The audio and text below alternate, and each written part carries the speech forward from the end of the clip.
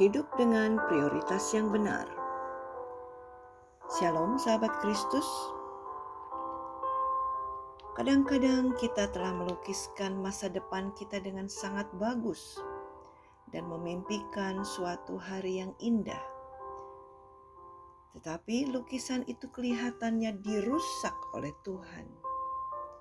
Karena Tuhan melihat bahaya yang ada pada kita kalau kita melangkah. Kadang-kadang kita marah, jengkel, dan kecewa terhadap Tuhan. Tetapi perlu kita ketahui, Tuhan selalu tahu apa yang baik buat kita, dan Dia pasti menyediakan yang terbaik untuk kita. Karena rancangan Tuhan adalah selalu rancangan damai sejahtera, bukanlah rancangan kecelakaan. Di dalam segala hal, baik dan buruk, Tuhan bekerja di balik layar untuk mendatangkan kebaikan buat setiap kita, karena kita adalah putra dan putri kesayangannya. Seperti halnya kita melatih tubuh kita dengan berolahraga atau pergi ke pusat kebugaran, otot iman kita pun perlu dilatih. Tuhan tahu bagaimana caranya melatih otot iman kita. Tuhan kita adalah pemilik pusat kebugaran rohani yang sekaligus menjadi personal spiritual trainer kita.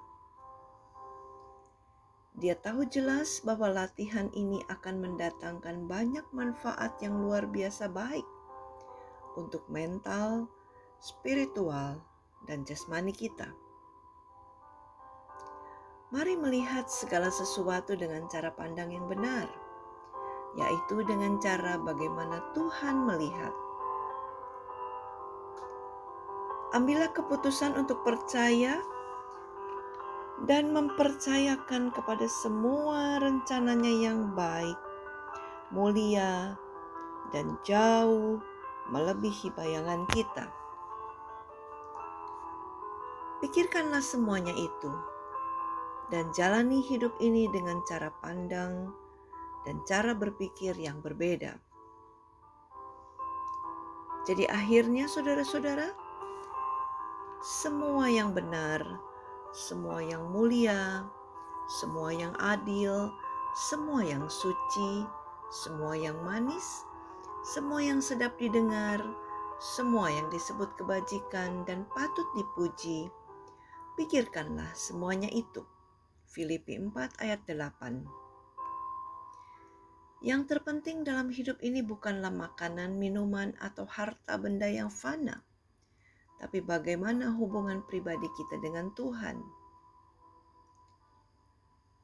Apabila fokus dan prioritas kita tertuju pada masalah, maka beban hidup itu akan menekan dan seolah-olah seperti badai taufan yang menerjang siap menelan kita.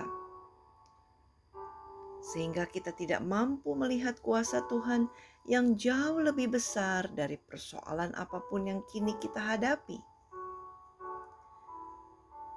Jadi untuk mampu memahami dan menghadapi segala situasi dan kondisi dengan sikap hati yang benar, mohon Roh Kudus menolong kita memahami isi hati Tuhan. Fokus dan taruh prioritas kita hanya tertuju kepada Tuhan yang berkuasa dan berotoritas dalam hidup kita. Karena Matius 6 ayat 33 berkata, "Tetapi carilah dahulu kerajaan Allah dan kebenarannya, maka semuanya itu akan ditambahkan kepadamu." Ingat, kita ada karena anugerah. Hidup dengan prioritas yang benar membawa kita kepada perkenanan Tuhan. Mazmur 37 ayat 23 dan 24 berkata, Tuhan menetapkan langkah-langkah orang yang hidupnya berkenan kepadanya.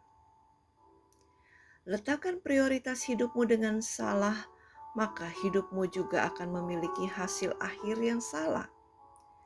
Letakkan prioritas hidupmu dengan benar, maka hidupmu juga akan memiliki hasil akhir yang benar.